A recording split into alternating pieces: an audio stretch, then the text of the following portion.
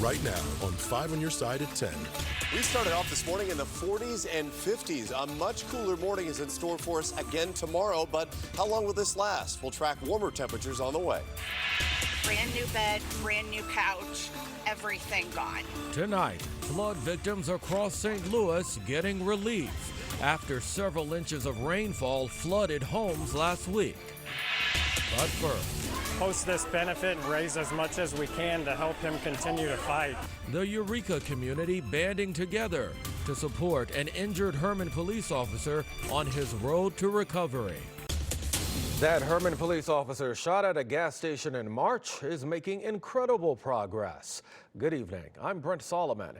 The officer is getting extra love tonight from strangers and friends alike. Our Elise Schoenig was there for it all. Fill us in, Elise. Well, Brent, what started as a barbecue in honor of police officer Adam Solentrup became a community-backed fundraiser. Solentrup's cousin says Adam is walking, talking, and writing again. And he says Adam's strength has become an inspiration to communities across Missouri. A setback through tragedy becomes a comeback through inspiration. Oh, overwhelming. Jared Volmer says his cousin Adam Solentrup has a long road ahead. It's been a long 8 weeks. Jared says Adam is recovering in Colorado after he was shot on duty in Herman in March. The progress he is making inspires me every day. Jared says the whole family feels the weight of this setback, but Adam is what keeps them going. We would think to ourselves, how am I supposed to be here frustrated while he's out there working so hard? Now, Jared says Adam can walk, talk, and write. He walks so fast, I don't think I could keep up. So that's the type of recovery that is just unheard of. And the silver lining is another thing to celebrate. So many people have told me how Adam's story has touched their lives in a positive way, and that is fantastic. The inspiration was clear at a Saturday fundraiser for Adam. The winner of this one happens to be my uncle, Johnny Green. The room was packed with shirts, hats, and name tags sporting Adam. Who gets to change so many people's lives? But Adam Solentrup did, and so I'm proud he's my family, and I'm proud to fight for him. Setbacks turn into comebacks. When a community becomes a village. If you want to learn more on how you can support Adam and his family through his continued recovery, you can contact fightforadam508@gmail.com. All right, Elise, thanks. We'll put that email on KSDK.com. Tonight, police identified the man killed in a shooting Wednesday afternoon. It happened at the 4200 block of Cook Avenue in the Vandeventer neighborhood. Officers found 40-year-old Kirk Lowe Jr. shot in the chest and side of his car. He died at the hospital. Police have not mentioned a suspect or motive at this time. The pedestrian hit on North Florissant Road in St. Louis last month has now died. Police say a 20-year-old man was driving north when he hit 65-year-old Angela Brown. She was walking across the street.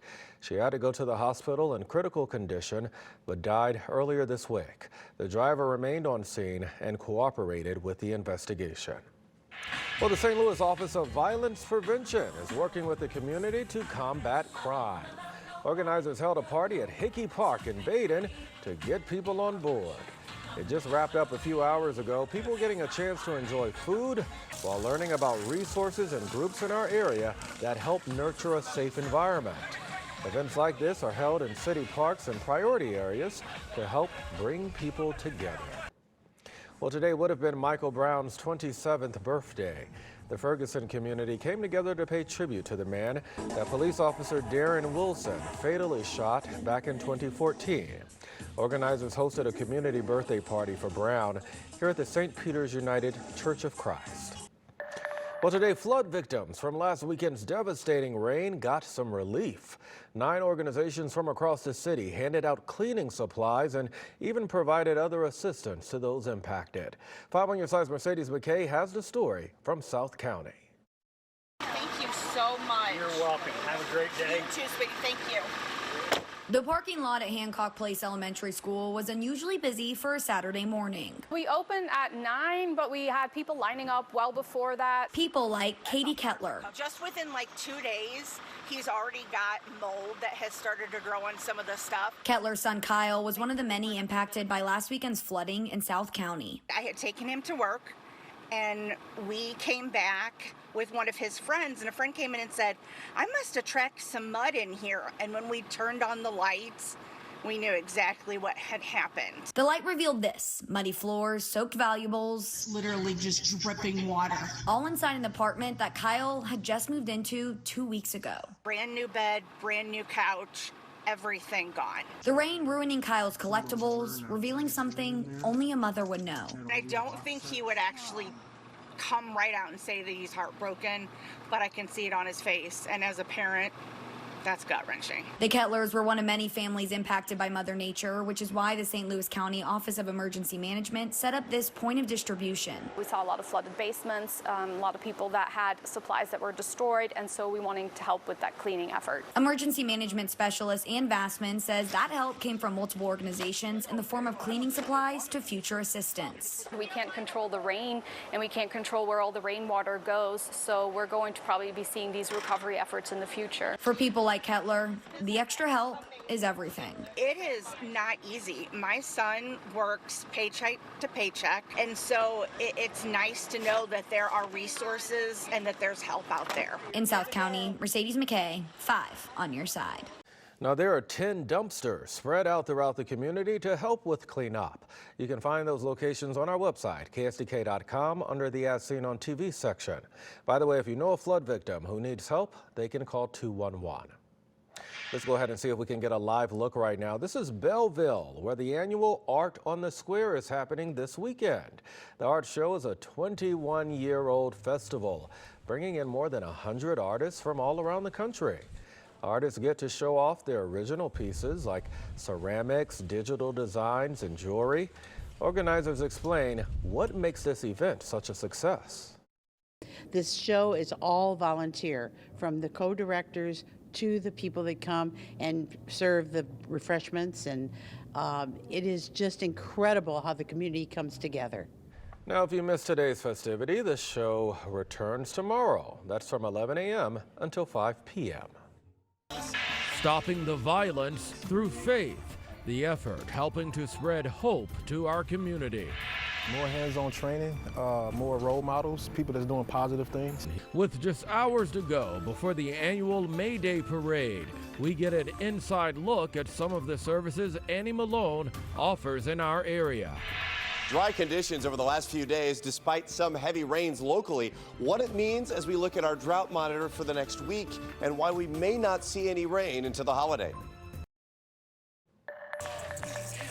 Well, we often hear about violence in our community, but one group is hoping to inspire change. This afternoon, Operation STL hosted its Forgive STL event at Fairgrounds Park. People got to enjoy fellowship, raffles, games, Christian music, and even testimonies from their neighbors. One minister spoke about why they're taking on this mission. The greatest of you will be the servant of all. So we just want to serve everyone else, and we're just trying to come out here and love on people and serve them and just do what the Lord's called us to do. Now, the organization coordinated with local St. Louis ministries, vendors, and nonprofits. Well, today, St. Louisans with nonviolent low-level criminal offenses cleared their records for free.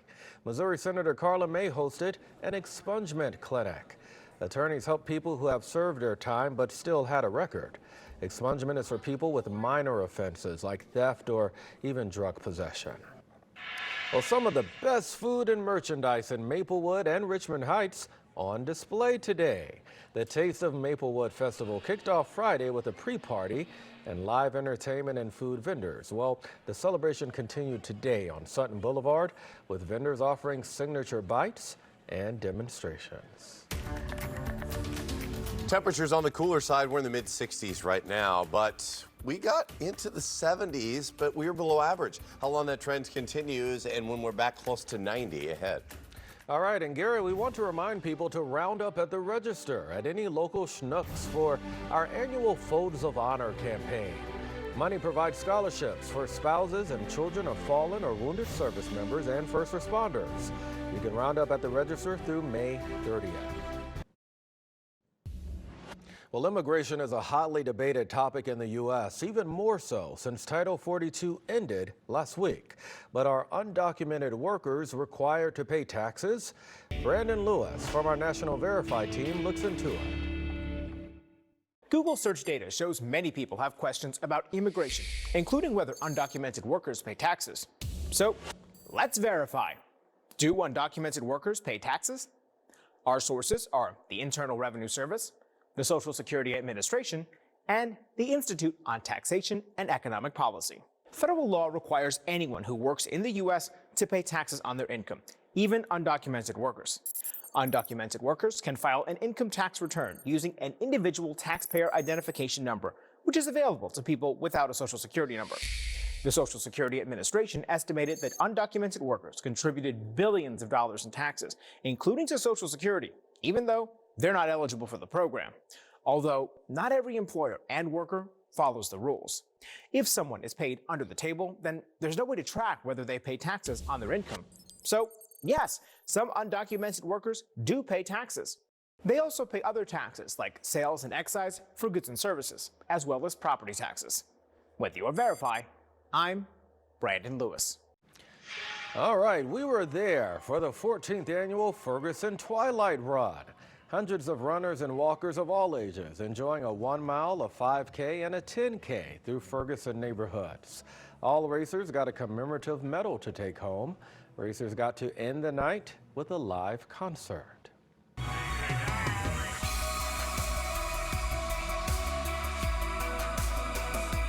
Tonight, we're taking a closer look at the Annie Malone Children and Family Services. In just a matter of hours, the group will celebrate its annual May Day parade, bringing up tons of people to downtown St. Louis. Earlier, I got to learn more about the organization and the difference it's making in its quest to keep families together and change lives. And the hustle, our way as the youth, is to go out and sell drugs and breaking cars. And then that becomes a cycle. And that's what it is today. Donald Steeples is doing his part to be a change agent for inner city youth. More hands-on training, more role models, people that's doing positive things. He does it by bringing his ducks and drains business to the Annie Malone Children and Family Services, teaching young people about what he does for a living. Well, we had a girl that wanted to braid hair, and that's what she was doing. We say, well, this is the outlet on how to get it registered the right way and be able to start getting funding. It's one of the many ways the organization is meeting the needs of the entire family. In addition to drug prevention programs for children, Annie Malone even helps parents be better parents. Trying to take this one day at a time. 28-year-old Trey Watkins has 3 children. He's learning to be more present for them.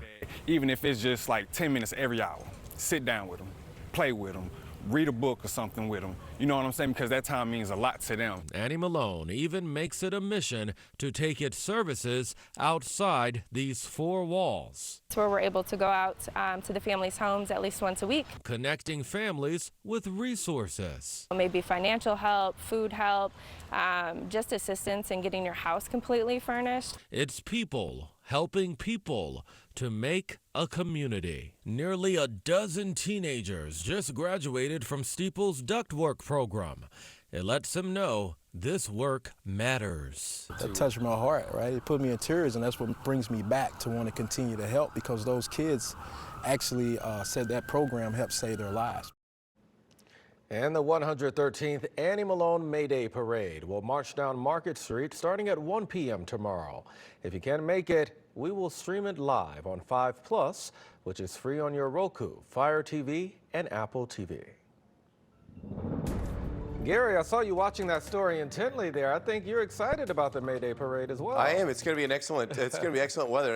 It was just kind of nice to see some of those stories. And I know we hear Annie Malone all the time, but we wanted to delve into what are they doing and how are they making a difference. Yeah, and it's cool. And I know that's probably you could probably do 5 more stories about that, right? Yeah. And I'm sure that's something that you're going to keep your ear to the ground on. So we look forward to that. We're loving the forecast. We are, and I actually like the way that these mornings are starting, because you can have the windows open, and despite the allergies, the cool weather, you know, things are only going to improve in the afternoon. It was kind of cool for a little brief period this morning. We started off in the 40s, and while it wasn't a record or anything, our records are still in the upper 30s and low 40s at this time of the year.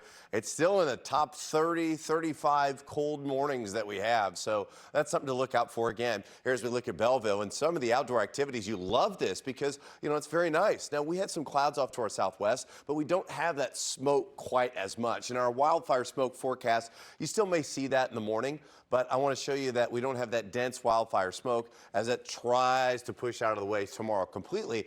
Look to the north, though. It's still very dense. These wildfires are still active, and this is the source of that smoke. And as we have that cold front move in, we've switched our wind direction, so that's going to help it keep it above the surface. Our air quality is still on the moderate, so just keep that in mind. I do expect that that's probably going to improve tomorrow, so just keep that in mind. Temperatures right now have already fallen in the upper 50s and low 60s. It's pleasant. It's brisk. It's a nice evening for all the sports that have been going on here and for the Annie Malone Parade tomorrow. Another cool night. We'll drop out to about 52, but we have some temps in the upper 40s on the way. And for the game tomorrow, I do expect that we're back in the mid to upper 70s. It's very nice. I mean, it really is a nice afternoon to be out and about. And in advanced tracking, we're going to talk about warmer weather that settles in. You would expect that for the end of the month as we get closer to the holiday. But it's been relatively dry, and as this warm air settles in, that trend is one we've spoken about for the last few days. The warm air continues. I do want to bring your attention of some cool air, and oftentimes you hear this as a backdoor cold front. A lot of the times we have our cold fronts to the northwest. Cools us down, we warm back up. But there's a cooler air mass that may clip us and maybe give us enough of a chance for a sprinkle, an isolated storm.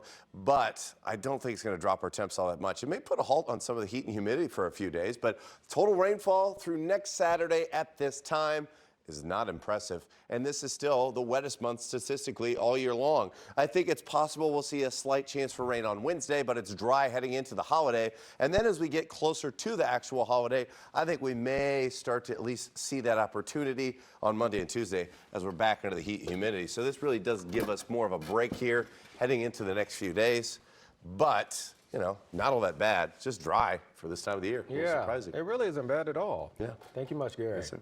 Well, I'll tell you what, Corey, sports fans have been all over today. It's been a simply awesome sports day in St. Louis. This graphic ended up being incredibly ironic for Nolan Gorman and the Cardinals. And City SC is starting their rivalry with Kansas City with a bang. Stick around, sports is coming up next.